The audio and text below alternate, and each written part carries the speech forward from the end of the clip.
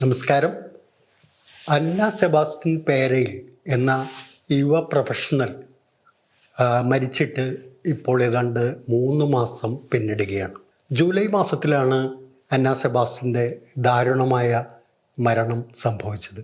ജോലിയിലുണ്ടായിരുന്ന അമിതമായ ഒരു സമ്മർദ്ദം മൂലം, വളരെ കൂടുതൽ സമയം ജോലി ചെയ്യേണ്ടി വരുന്നത് മൂലം ഉണ്ടായ മാനസിക പ്രശ്നവും അതേ തുടർന്നുണ്ടായ ഹൃദയാഘാതവും മൂലമാണ് തൻ്റെ മകൾ മരിച്ചതെന്ന് ഒരു കമ്പനിക്ക്, ഏണസ്റ്റ് ആൻഡ് യങ് എന്ന് പറയുന്ന അന്ന സെബാസ്റ്റ്യൻ ജോലി ചെയ്തിരുന്ന കമ്പനിയിലേക്ക് അയച്ചൊരു കത്തിൽ അമ്മ അനിത പരാതിപ്പെടുന്നുണ്ട്.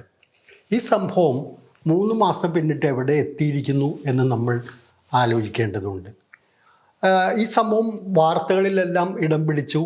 BBC പോലെയുള്ള രാജ്യാന്തര മാധ്യമങ്ങൾ വരെ ഇത് റിപ്പോർട്ട് ചെയ്യുകയുണ്ടായി. അങ്ങനെയൊക്കെ ഇത് വളരെ ശ്രദ്ധ പിടിച്ചു പറ്റിയിരുന്ന അവസരത്തിൽ കേന്ദ്ര സർക്കാരിലെ പല മന്ത്രിമാരും ഈ പ്രശ്നത്തെക്കുറിച്ച് പല കാര്യങ്ങളും പറയുകയുണ്ടായി. അതിൽ ഏറ്റവും ശക്തമായ അഭിപ്രായം രേഖപ്പെടുത്തിയത് നടപടി ഉണ്ടാകും എന്നൊക്കെ പറഞ്ഞ് രംഗത്ത് വന്നത് ശോഭ കലന്തരജെ എന്ന് പറയുന്ന ഇപ്പോൾ BJP സർക്കാരിൽ മന്ത്രിയായിട്ടുള്ള ഒരു നേതാവാണ്. അവർ പറഞ്ഞു ഉടനടി തന്നെ കമ്പനിക്കെതിരെ ശക്തമായ നടപടി ഉണ്ടാവും, ഇത്തരം കാര്യങ്ങളൊന്നും അനുവദിക്കില്ല എന്നുള്ള രീതിയിലുള്ള ഒരു പ്രതികരണമാണ് അവരുടെ ഭാഗത്തുനിന്നുണ്ടായത്. തുടർന്ന് കേന്ദ്ര തൊഴിൽ വകുപ്പ് മന്ത്രി അടക്കമുള്ള ആളുകൾ ഇക്കാര്യത്തിൽ അതിശക്തമായ നടപടി ഉണ്ടാകുമെന്നുള്ള രീതിയിൽ പ്രതികരിച്ചിരുന്നു. പക്ഷേ ഈ 3 മാസം പിന്നിട്ടിട്ടും ഏണസ്റ്റ് ആൻഡ് യങ് എന്ന് പറയുന്ന കമ്പനി പൂനെയിൽ ഇപ്പോഴും പ്രവർത്തിച്ചുകൊണ്ടിരിക്കുകയാണ്. അവിടെ അതിൻ്റെ തലപ്പത്തുള്ള രാജീവ് മേമാനി അടക്കമുള്ള ആളുകൾ സുഖമായി അവിടെ ഇരുന്ന് ജോലി ചെയ്യുകയാണ്. അതുപോലെ അന്ന സെബാസ്റ്റ്യൻ്റെ അമ്മ ഒരു വ്യക്തിയെക്കുറിച്ച് പ്രത്യേക കത്തിൽ പരാമർശിക്കുന്നുണ്ട്. ഈ അന്ന സെബാസ്റ്റ്യൻ്റെ ഉദ്യോഗസ്ഥനായിരുന്ന ആ വ്യക്തിയാണ് കൂടുതൽ സമ്മർദ്ദം മകൾക്ക് കൊടുത്തത്, വലിയ തോതിലുള്ള വർക്ക് ലോഡ് അയാൾ കൊടുക്കുന്നൊരു സ്ഥിതി ഉണ്ടായി എന്നതടക്കമുള്ള കാര്യങ്ങൾ പറഞ്ഞിരുന്നു. പക്ഷേ അവരെല്ലാം ഇതേ ഏണസ്റ്റ് ആൻഡ് യങ് എന്ന് പറയുന്ന കമ്പനിയിൽ ഇന്ന് ഇരുന്ന് ജോലി ചെയ്യുകയാണ്. 3 മാസം പിന്നിട്ടിട്ടും ഒരു നടപടിയും കേന്ദ്ര സർക്കാരിൻ്റെ ഭാഗത്തു നിന്നും ഉണ്ടായിട്ടില്ല. ഒരു നടപടിയും ഉണ്ടാകും എന്ന് നമ്മൾ ആരും പ്രതീക്ഷിക്കേണ്ടതുമില്ല. കാരണം ഏണസ്റ്റ് ആൻഡ് യങ് പോലെയുള്ള കോർപ്പറേറ്റ് കമ്പനികളെ താലോലിക്കുന്നവരും അവർക്കെതിരെ ഒരു ചെറുവിരൽ പോലും അനക്കാൻ കഴിയുന്ന ധൈര്യമോ തൻ്റെ ഇടമുള്ളോ ആരും തന്നെ നമ്മുടെ ഇന്ത്യ മഹാരാജ്യത്ത് നിന്ന് ഭരിക്കുന്നില്ല. അത്തരം കമ്പനികളുടെ കീഴ്പ്പെട്ട് അവരുടെ അടിമകളായി അവർ പറയുന്നത് പോലെ ചെയ്തു കൊടുക്കുന്ന മന്ത്രിമാരും നേതാക്കന്മാരും പ്രധാനമന്ത്രി അടക്കമുള്ള ആളുകൾ ആ രീതിയിലാണ് മുന്നോട്ട് പോയിക്കൊണ്ടിരിക്കുന്നത്. അതുകൊണ്ട് ഇക്കാര്യത്തിൽ നടപടി ഉണ്ടാകുമെന്ന് സാമാന്യം തലയ്ക്ക് വെളിവുള്ള ആരും വിചാരിക്കുന്നില്ല. അങ്ങനെ ഒരു ഇത് ഉണ്ടാകണമെങ്കിൽ ആ സംഭവം ഉണ്ടായ ഉടനെ തന്നെ ഇന്ത്യയിലെ ന്യായ സംഹിത എന്ന് പറയുന്ന ക്രിമിനൽ കോഡിന് പകരമായിട്ട് വന്ന നിയമത്തിൻ്റെ അടിസ്ഥാനത്തിൽ ഒരു FIR രജിസ്റ്റർ ചെയ്ത് വേണം അന്വേഷണത്തിലേക്ക് പോകാൻ. അത്തരത്തിലൊന്നും തന്നെ ഉണ്ടായിട്ടില്ല. കമ്പനി ഈ രാജീവ് മേമാനി എന്ന് പറയുന്ന ഏണസ്റ്റ് ആൻഡ് യങ്ങിൻ്റെ ഇന്ത്യയിലെ ചീഫ് അവരോട് ഒരു ക്ഷമാപണ രീതിയിൽ ഒരു ലെറ്റർ, ഒരു മറുപടി അയച്ചു എന്നതിൽ കവിഞ്ഞ് ഒന്നും തന്നെ നാളെ ഇതുവരെ സംഭവിച്ചിട്ടില്ല. അപ്പം ഇതാണ് കോർപ്പറേറ്റുകളോട് ഇന്ത്യൻ ഭരണകൂടം കാണിക്കുന്ന വിധേയത്വം എന്ന് പറയുന്ന കാര്യം എന്ന് പറയുന്നത്. ഇനി നമ്മൾക്ക് ഇവിടെ ചില കാര്യങ്ങൾ ഈ കോർപ്പറേറ്റ് മേഖലയെ സംബന്ധിച്ച് വരുമ്പോൾ അവിടെ വർക്ക് കൾച്ചറുമായി ബന്ധപ്പെട്ട്, ജോലിയുമായി ബന്ധപ്പെട്ട് ചില കാര്യങ്ങൾ കൂടി നമ്മളൊന്ന് പരിശോധിച്ച് നോക്കാം. ഈ NR നാരായണമൂർത്തി എന്ന് പറയുന്ന ഒരു വ്യക്തിയുണ്ട്. അതായത് ഇൻഫോസിസ് സ്ഥാപകരിൽ ഒരാളാണ്. അദ്ദേഹം കഴിഞ്ഞ കുറച്ച് നാളുകൾക്ക് മുമ്പ് പറഞ്ഞത് എന്താണ്? ഇന്ത്യയിലെ യുവ പ്രൊഫഷണലുകൾ ആഴ്ചയിൽ കുറഞ്ഞത് 70 മണിക്കൂറെങ്കിലും ജോലി ചെയ്യാൻ തയ്യാറാവണം. അതാണ് ഇന്ത്യൻ സമ്പദ് വ്യവസ്ഥയുടെ പുരോഗതിക്ക് ആവശ്യം എന്ന് പറയുന്നത്. അതുപോലെ തന്നെ ഓല എന്ന് പറയുന്ന കമ്പനിയുടെ ഇന്ത്യയിലെ മേധാവി ഭവേഷ് അഗർവാൾ പറയുന്നൊരു കാര്യമുണ്ട്. അദ്ദേഹം പറയുന്നത് വർക്ക് ലൈഫ് ബാലൻസ് എന്ന് പറയുന്ന ഒരു ആശയം തന്നെ ഇല്ല. അതൊരു കേവലം സാങ്കല്പികമായിട്ടുള്ള ഒരു കാര്യമാണ്. വർക്കിനെ തന്നെ എൻജോയ് ചെയ്യുക, വർക്ക് തന്നെ നമ്മുടെ ജീവിതത്തിൻ്റെ ഒരു ഭാഗമാക്കി മാറ്റുക, വർക്കിൽ എൻജോയ്മെൻറ്റ് കണ്ടെത്തുക എന്നുള്ളതാണ് വേണ്ടത് എന്നാണ് ഈ ഭവേഷ് അഗർവാൾ പറയുന്നത്. അതുപോലെ മറ്റൊരു പ്രമുഖ FMCG കമ്പനിയുടെ മേധാവി ശന്തനു ദേശ്പാണ്ഡെ എന്ന് പറയുന്ന വ്യക്തി പറയുന്നത് ഒരാൾ ജോലിയിൽ കയറുമ്പോൾ, ഒരു കോർപ്പറേറ്റ് മേഖലയിൽ ഒരു ജോലിയിൽ കയറുമ്പോൾ ആദ്യത്തെ 4-5 വർഷം അയാൾ ദിവസം 18 മണിക്കൂറെങ്കിലും ജോലി ചെയ്യണം എന്നാണ് ഈ FMCG കമ്പനിയുടെ മേധാവിയായിട്ടുള്ള ശന്തനു ദേശ്പാണ്ഡെ പറയുന്നത്. അപ്പോൾ അത്തരത്തിലാണ് ഇതുപോലെ പല ആളുകളും പറഞ്ഞിട്ടുണ്ട്. ഇനി നമ്മൾ ഒരു കാര്യം കൂടി നോക്കുക. ഇൻ്റർനാഷണൽ ലേബർ ഓർഗനൈസേഷൻ്റെ റിപ്പോർട്ട് പ്രകാരം ഇന്ത്യയിലെ ഒരു ജീവനക്കാരനും ആഴ്ചയിൽ 50 മണിക്കൂറിലധികം ജോലി ചെയ്യുന്ന സ്ഥിതിവിശേഷമുണ്ട്.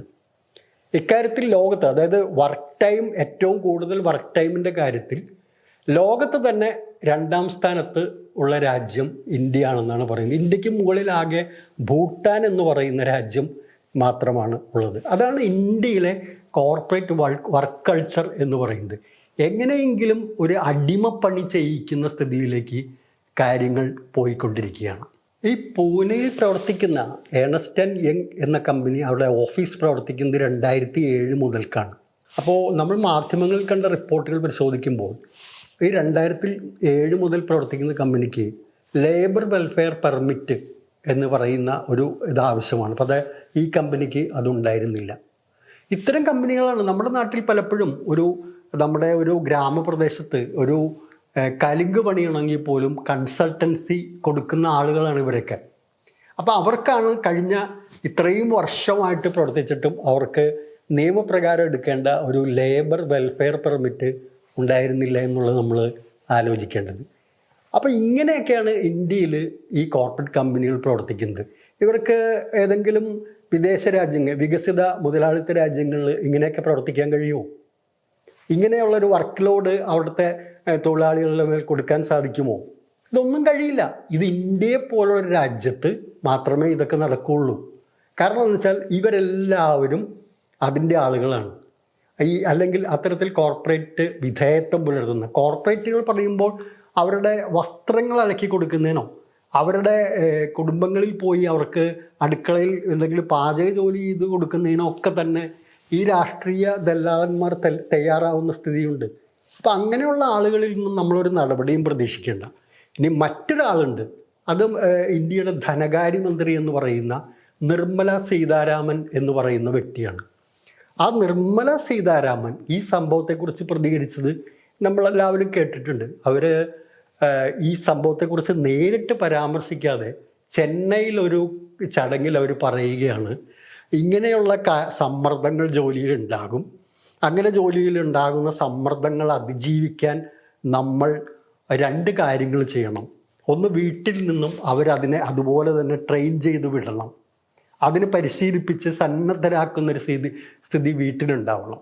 രണ്ടാമത്, ഇങ്ങനെയുള്ള സമ്മർദ്ദങ്ങൾ വരുമ്പോൾ നമ്മൾ ചെയ്യേണ്ടത് ദൈവത്തെ വിളിക്കുക, പ്രാർത്ഥിക്കുക, ഈശ്വരനെ വിളിക്കുക എന്നൊക്കെ ഉള്ള രീതിയിൽ ഒരു പരിഹസിക്കുന്ന രീതിയിൽ വരെ അവർ പറയുകയുണ്ടായി. എന്തൊരു അപഹാസ്യമായിട്ടുള്ള ഒരു നിലപാടാണ് ഈ നിർമ്മല സീതാരാമൻ്റേതെന്ന് നമ്മൾ ആലോചിച്ച് നോക്കുക. ഇതേ നിർമ്മല സീതാരാമൻ നമ്മൾ ആലോചിക്കേണ്ടത് അവരുടെ കീഴിൽ വർക്ക് ചെയ്യുന്ന, അവരുടെ ധനകാര്യ വകുപ്പിന് കീഴിലുള്ള സ്ഥാപനമാണ് securities exchange board of India എന്ന് പറയുന്ന സെബി. ആ സെബിൻ്റെ തലപ്പത്തിരിക്കുന്ന മാധവി പുരിയെക്കുറിച്ച് നിരവധി ആക്ഷേപങ്ങളുണ്ട്.